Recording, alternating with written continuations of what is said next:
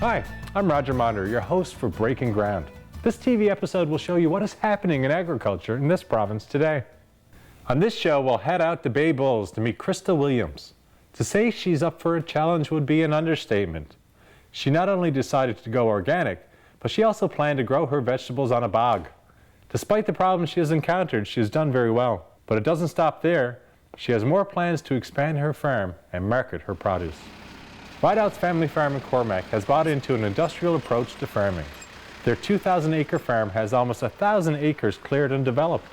Big tractors, big trucks, streamlined harvesting, lots of cold storage, and a substantial investment into a modern dairy operation paints a picture of a family who is serious about staying at farming for the long haul.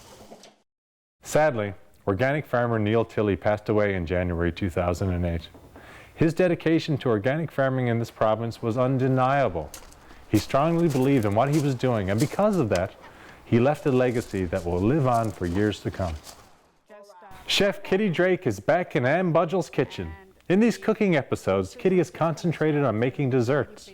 She always surprises us with her original approach, and she's committed to using fresh local ingredients where possible. Now that's a show you won't want to miss. We'll be right back.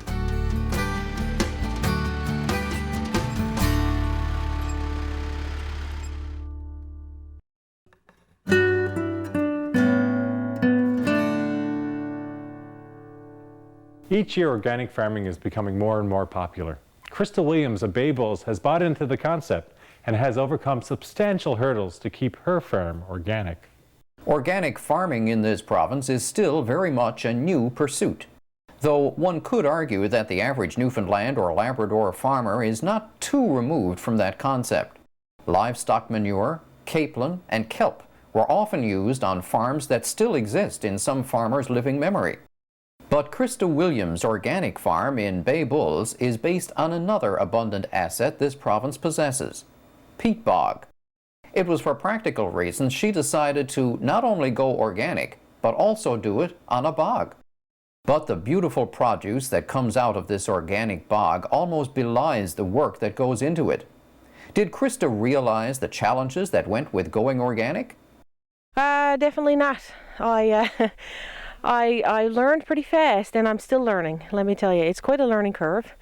When we got involved, we didn't realize it was such a painstaking process, I would call it.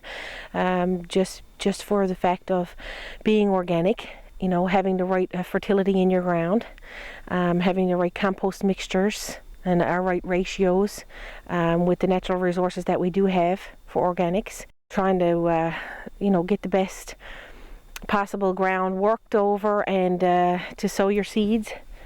That was a big challenge to find out what vegetables would be good in this kind of atmosphere, this kind of climate. And of course there was another practical reason for growing her vegetables on a peat bog.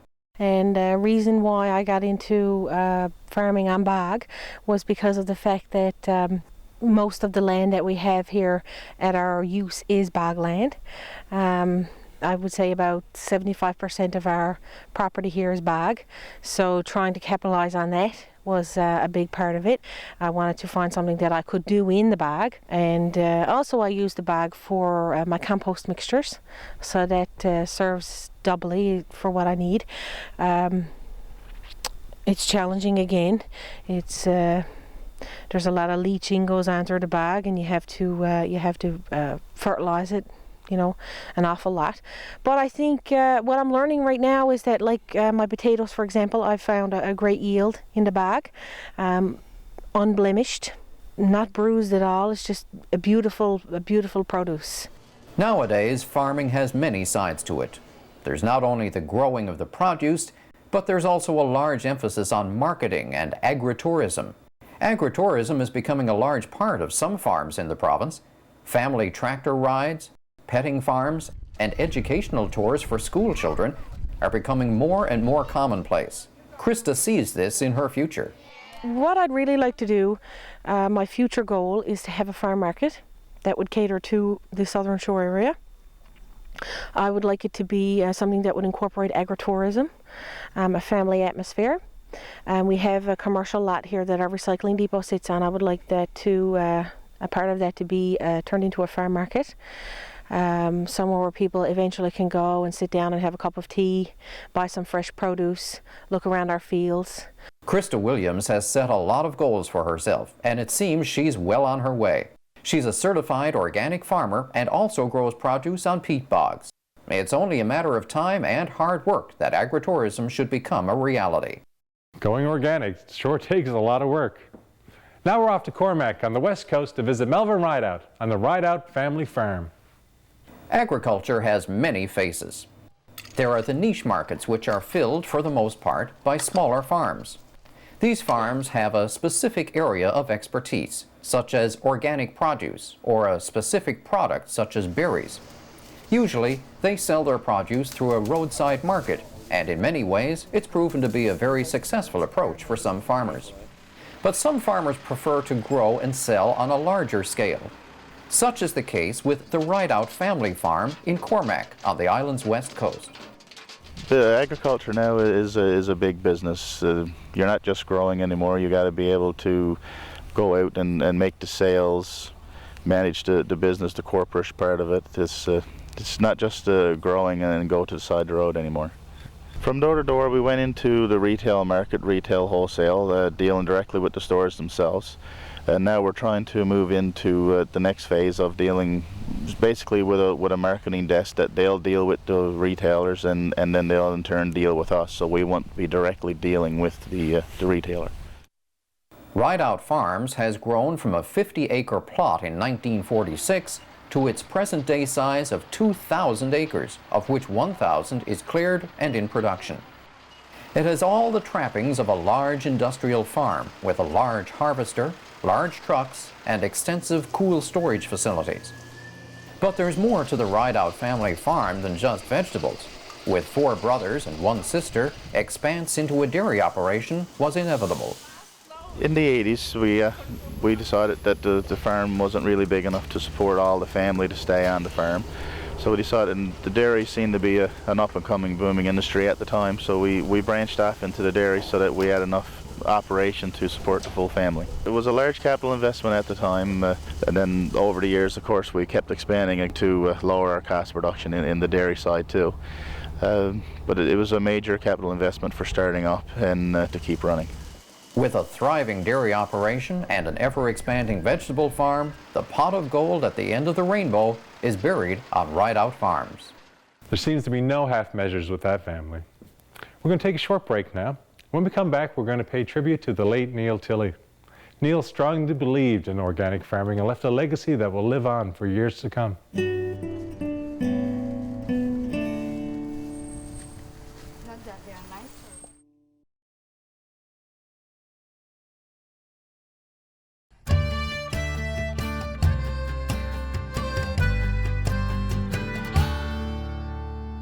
Welcome back.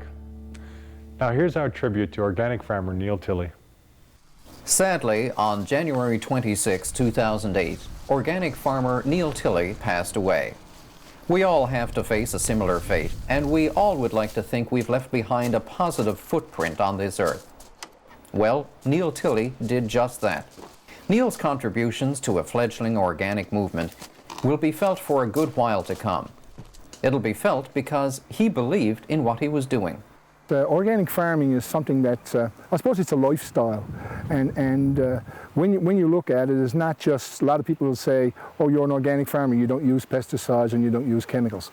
That's part of it, but a lot of it is how you take care of the soil and how you grow, and it's a kind of ecology, I suppose. We are perhaps the gatekeepers of the environment in some ways. The big issues around, the philosophy around organic farming is food safety, food security, and hopefully food sovereignty, like, that we can control what we grow and how we grow it. Most of the things we deal with, everything is natural. And I suppose the big thing is protection of food, making sure, okay, that we grow food in its natural state, which was always the way, I suppose. We grew food in Newfoundland. There are many people in this province today who remember well when farmers used only natural resources like capelin, kelp, and manure to enrich the soil.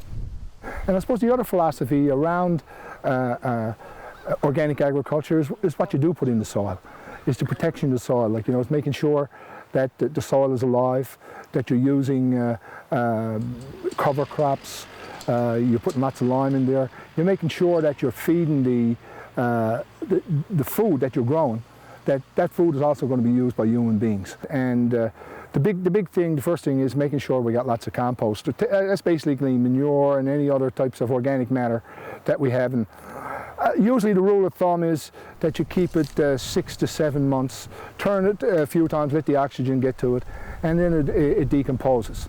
The soil on Neil's farm is rich, and as a result, the produce is safe and secure and just plain good to eat. It was because of those traits it often ended up at these two informal organic farm markets on Duckworth Street in St. John's. These markets proved to be a meeting place for fellow organic farmers and people who strongly believe in the things that Neil believed in. And what better legacy can a farmer leave behind than soil that's rich, safe, and grows produce that is a joy to eat?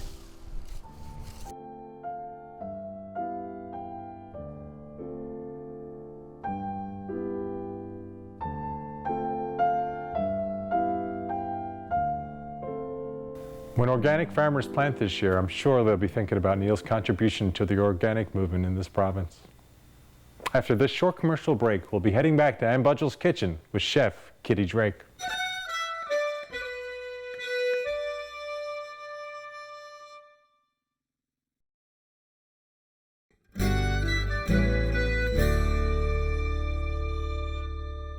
Here's Chef Kitty Drake in Ann Budgell's kitchen with a dessert treat for you. You know, one of the best things about living in Newfoundland and Labrador is the wonderful crop of berries, wild berries that are just out there in the trillions and zillions.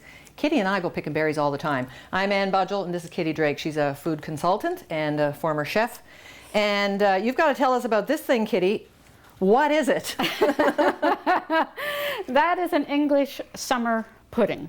And basically it's made of day-old bread and lots of berries, fresh or frozen, and a little bit of sugar. And I'm going to show you how to do that What today. a creation. The color is great. Yes, it's gorgeous. And it must be lots of juice in this. Yeah, there has to be lots of juice. Okay, so you start with 2 pounds of berries. Look what she's got here. And Everything. Yes, I've got gooseberries, partridge berries, blueberries, and raspberries in there. Gorgeous. And put in your cup of sugar. Cup of sugar. Stir it up. All right. And then put it in a pot and cook it for 2 or 3 minutes until the juice is really, really We've got a hot pot on the stove there ready to receive Okay, this. Now what are you go. going to do? I'm going to start lining the Okay. pudding basin, I'll be right okay? back. I'll be You right take back. your time. Okay, you need about a 7-8 cup pudding basin. You need sliced day-old bread, crust removed. And then the first piece that you do, you need to fit the bottom of the basin.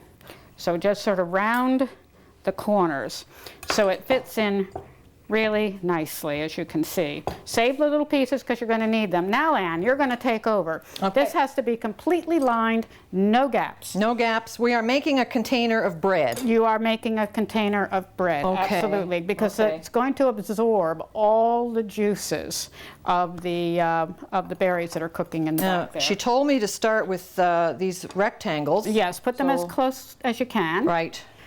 And you'll see that you'll be able to fill up the Okay, gaps. now we're going to have to start making some shims. Shims, good word for We're it. gonna have to make some Yes, shims. make some shims. All right. That's it. Let's have a look here. And while you're doing that, I'll just explain about the berries. In England, traditionally, the berries were 100% black currant, which grow beautifully in Newfoundland. And black currants are very high in acid and very high in pectin, so that at least 50% of the berries should be something high in pectin. Now, we are very fortunate in Newfoundland because our wild partridge berries are. So are red currants, black currants, gooseberries, and cranberries. So there's no lack of pectin. So make 50% of the berries a high pectin berry. Then you can put in whatever you want. And as I said, this can be fresh or frozen. I serve this in the winter time all the time because it just reminds you that summer is going to come. There's some bung holes here. Now, how are you doing, Ann? I'm having to cinch it up. We got to have another little shimmy there. This has really got to be tight, girl. Okay, okay. Tight, tight. I believe you. I believe Tight. you. Another shim there, and you need a little piece here. Oh, Okay. for God's sake. Oh, yes, for God's sake. Okay. And that's got to be poked in there. You know, it's got to be really, really, oh, we need a skinny shim there. Heaven's sakes. Well, for heaven's sakes, yes. Don't you be heaven's sakesing me. And here I am. There we go, look. Perfect, see? Ready, ready, ready. Yes, now it is. There's your bowl of bread. Completely Ladies lined and bowl of gentlemen. bread. No Yeah. problem there. Yeah.